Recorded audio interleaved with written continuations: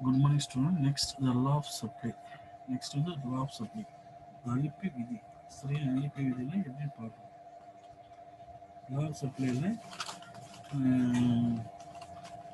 law of supply state that other thing the remaining the same. The quantity of any commodity that firms will produce and offer for sales rises with a rise in prices and the fall with the falling prices. Higher the prices, higher will be quantity supplied, and lower the prices, smaller will be quantity supplied. Okay, other thing remaining the same mean the determine other the own price such as the technology course of the firm, the government policy, price of the related goods, etc. should not the changes. Should not the changes. Okay. Next, the assumption of law of supply. There is no change in the price of the factor protection. There is no change in the technique of the protection. There is no change in the goal of firm. There is no change in the price of related goods. Producer do not expect the change in the price of the commodity in the near future. Okay.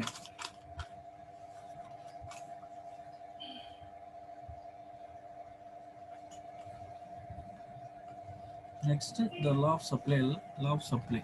The law of supply, the SS means sloping upward from the left to right. It is to show the positive relationship between price of commodity and it is the quantity supplied. As the price rises, the quantity supply is also rises. Okay. இதில் பொதுவாக பார்த்தோன்னா law of supply பார்த்தோன்னா price இந்த இப்போ ஒரு ஷெடியூலில் பார்க்கணும். இந்த அட்டவணையில் பார்த்து 10 ப்ரைஸ் ஆஃப் ரைஸ் வந்து 10, 11, 12, 13, 14, 16. அது quantity supply 5, 6, 7, 8, 9, 10, 11.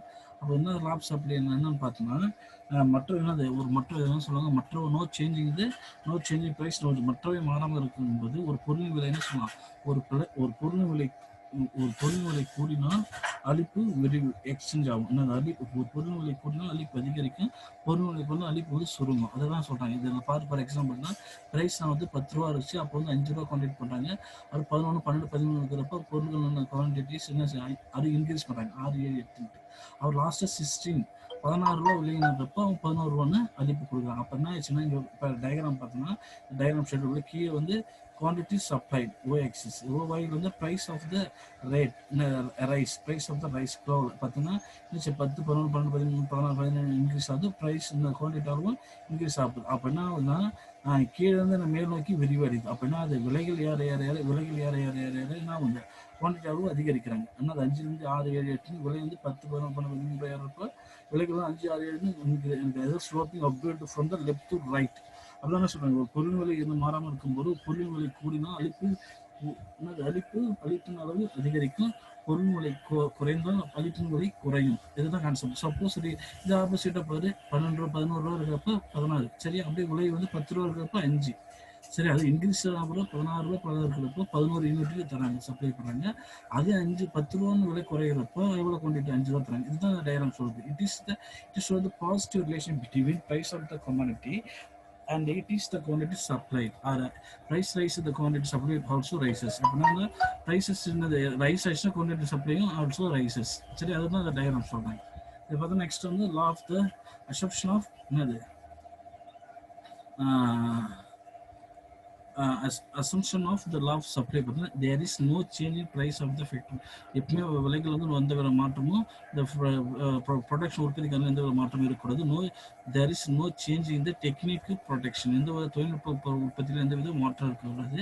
there is no change in the whole of firm. இந்த நிறுவனத்தில் அந்த அச்சீவ்மெண்ட்ல எந்த விதமும் எந்த சேஞ்சும் அந்த ஒரு இருக்கக்கூடாது. சரி, no change in the price of relation foods. இந்த தொடர்புடைய விலைகள் வந்து எந்த ஒரு மாற்றம் இருக்கும். there is no change. இது எல்லாமே வந்து எந்த விதமான சேஞ்சஸ் விலையில் வந்து மாற்றம் இல்லாத போது அந்த தேவையான அளிப்பு வந்து அளிப்பின் அளவுன்னு அதிகரிக்கும். சரியா, producer do not expect the change in the price of the commodity in the near the future. சரியா, அது என்ன சொல்றோம், no changing in the prices of the commodity near the future. இது மாதிரி இது எதிர்காலத்தில் நம்ம ப்ராஃபிட் கிடைக்கும்.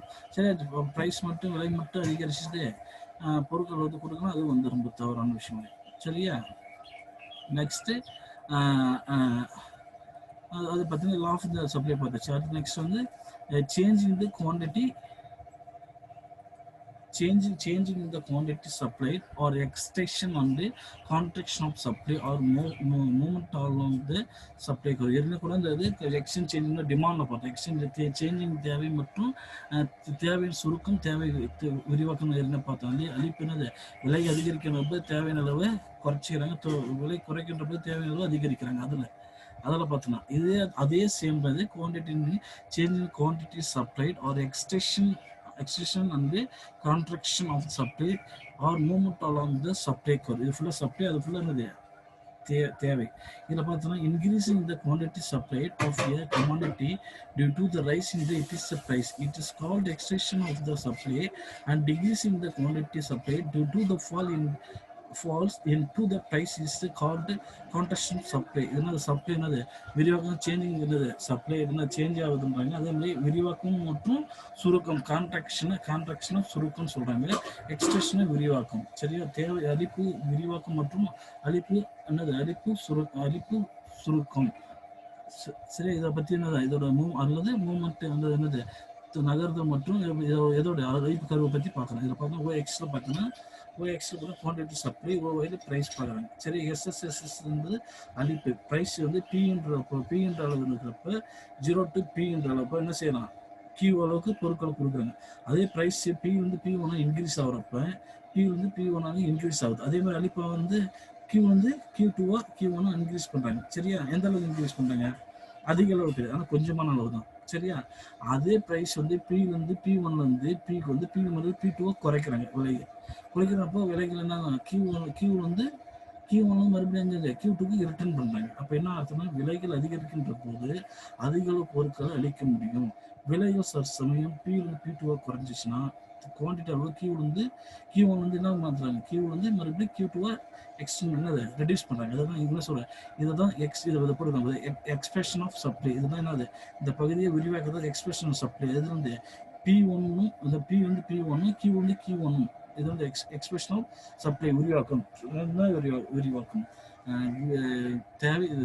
அளிப்பு விரிவாக்கம். சரி, அதே வந்து P வந்து P2ஆகவும் Q வந்து Q2ஆகவும் விலை P வந்து P2 குறைக்கின்ற போது பொருட்கள் அளவு Q வந்து Q2 குறைக்கிறாங்க. அப்போ அங்கே கான்ட்ராக்ஷன் ஆஃப் சப்ளை அப்படின்னா தேவை அளிப்பு சுருக்கம். இந்த அளிப்பு சுருக்கம் சரி, அதை தான் சொல்றாங்க.